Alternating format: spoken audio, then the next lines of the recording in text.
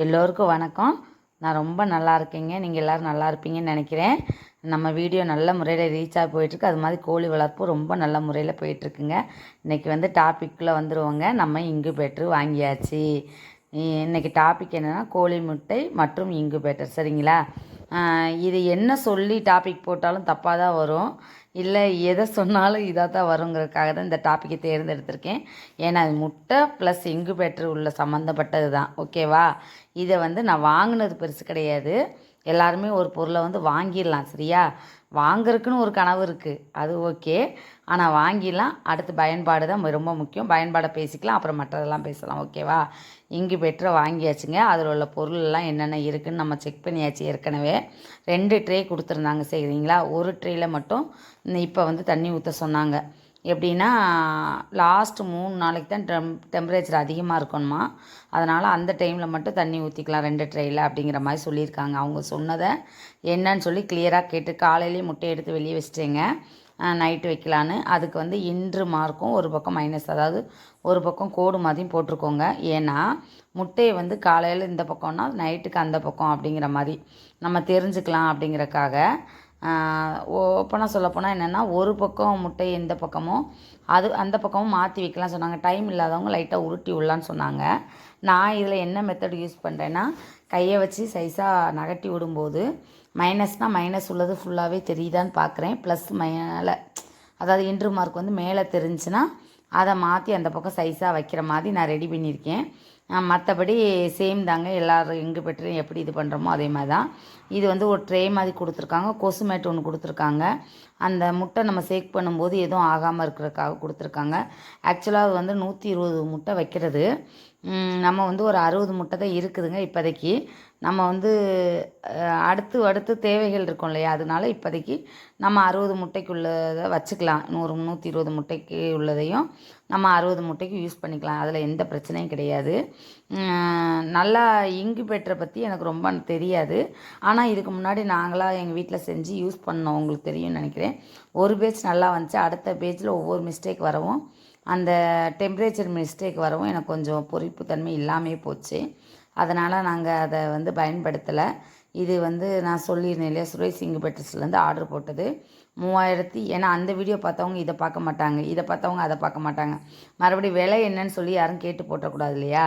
அதனால் மறுபடியும் சொல்லிடுறேன், 3850 ரூபா இங்கே ஸ்பாட்டுக்கு வர்ற ரேட்டோட. ஓகேங்களா? அவங்க எல்லாமே கண்டென்சர்லேருந்து எல்லாமே உள்ளே லாக் பண்ணி கொடுத்துறாங்க. அந்த சுவிட்சை மட்டும் போட்டால் போதுங்க. போட்ட உடனே ஒரு சவுண்டு ஒன்று வரும். ஏன்னா இதில் வந்து வாய்ஸ் கட் பண்ணுறதுனால அந்த சவுண்டு வரல. சரிங்களா? அந்த 30 ஒரு டெம்பரேச்சர் அதாவது வர்ற வரைக்கும் சவுண்டு வந்துக்கிட்டே இருக்கும். 30 வரவும் நின்றுதுங்க. இது தாங்க இதோட இது 30. ஆனால் எப்போவுமே ஒரு சவுண்டு வந்துட்டுருக்கு. நான் கூட கொஞ்சம் எலி எதுவும் கடிச்சிருமா அப்படின்னு நினச்சேன். இந்த சவுண்டு கொஞ்சம் பக்கத்தில் போகாதுன்னு நினைக்கிறேன். இதுக்கு மேலே நம்மளை அந்த ஆண்டவன் தான் காப்பாற்றணும்னு நினச்சிக்க வேண்டியதுதான். ஏன்னா என்ன தான் இதாக இருந்தாலும் எலி தொல்லைங்கிறது எப்படியாவது ஒரு பக்கத்தில் வரதாங்க செய்யுது. ரொம்ப கஷ்டமாக தான் இருக்குது. அது அப்பப்போ தடுத்தாலுமே அடுத்தடுத்து வந்துக்கிட்டு தான் இருக்குது. இது என்ன செய்யுதுன்னா, நம்ம ஆன் பண்ணி வச்சுரும். அந்த 37.5 வரவும் டக்குன்னு கட் ஆகிடுதுங்க. 2 பல்பு கொடுத்துருக்காங்க. ஓகேங்கிற மாதிரி தான் இருக்குங்க. ஓரளவுக்கு வேல்யூ இருக்குது. ஆனால் ஒர்த்தபுளாக தான் இருக்குது. அதுக்காக செய்கிறவங்க ஓசியிலே கொடுப்பாங்க, அதெல்லாம் இல்லை. அவங்களுக்கு லாபம் இருக்க தான் செய்யும். இருந்தாலும் நமக்கு குவாலிட்டியாக பண்ணி கொடுத்துட்டா ஓகே தானேங்கிற மாதிரி நான் வாங்கிட்டேன். ஆக்சுவலாக நான் ஆட்டோமேட்டிக் 100 தான் கேட்டேன். 11,000 ரூபா பக்கம் சொன்னதுனால இப்போதைக்கு அந்தளவுக்கு செலவு பண்ண வேணாம், நம்ம கம்மியாகவே எப்படியும் அதை கேர் பண்ண தான் போகிறோம். அதை சரி உருட்டி விற்கிற வேலை தானே, பார்த்துக்கலாம் அப்படிங்கிற மாதிரி நான் வாங்கியிருக்கேன். இது தாங்க இதோட வேலை. ஒரு டெம்பரேச்சர் இது மாதிரி கொடுத்துருக்காங்க, அது சைடில் வச்சுக்கலாங்க. இது வந்து நான் காலையில் ஒரு டைமும் நைட்டு ஒரு டைமும் உருட்டி வைக்கிறேங்க.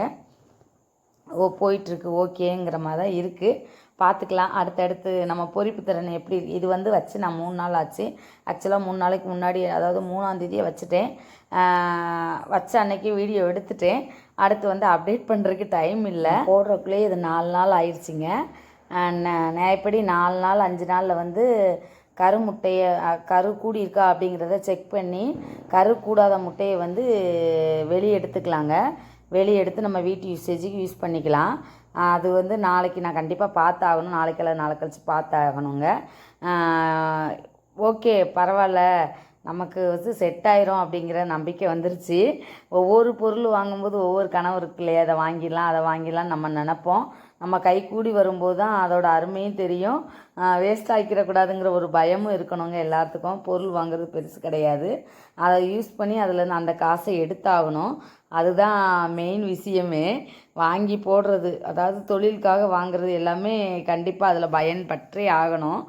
மற்றபடி நம்ம வீட்டுக்கு தேவையான பொருட்கள் வாங்குறது வந்து வேறு விதம், ஓகேங்களா? அதனால் இதை கொஞ்சம் எல்லாமே எந்த பொருள் வாங்கினாலும் எந்த செலவு பண்ணாலும் கொஞ்சம் கேர் பண்ணியே தான் பண்ணுறோம். ஏன்னா பெரிய லெவலில் வந்து டக்குன்னு வருமானம் வந்துடாது இல்லையா, கொஞ்சம் கொஞ்சமாக டெவலப் பண்ணி தான் வந்தாகும். பார்க்கலாங்க, நம்மளும் சக்ஸஸ் பண்ணிட்டு தான் இருக்கோம். அதனால் இது யூஸ் தான் அப்படிங்கிற மைண்டுக்கு வந்தாச்சு. இதில் வேலைன்னு சொன்னால் வந்து 2 நேரம் முட்டையை திருப்பணுங்க. ஒரு 3 நாளைக்கு ஒருக்கா 2 நாள் சொல்லியிருக்காங்க. இன்னும் தண்ணி குறையவே இல்லைங்க, எனக்கு அப்படியே தான் இருக்குது. ஃபுல்லாக ட்ரே ஃபுல்லாகவே ஊற்றியிருந்தேன், தண்ணி அப்படியே பெண்டிங் இருக்குது. அதனால் ஒரு 4 நாளைக்கு என்னோடய கண்ட்ரோலுக்கு ஒரு 4 நாளைக்கு ஒருக்கா தண்ணி ஊற்றுற மாதிரி தான் இருக்கும் போல்.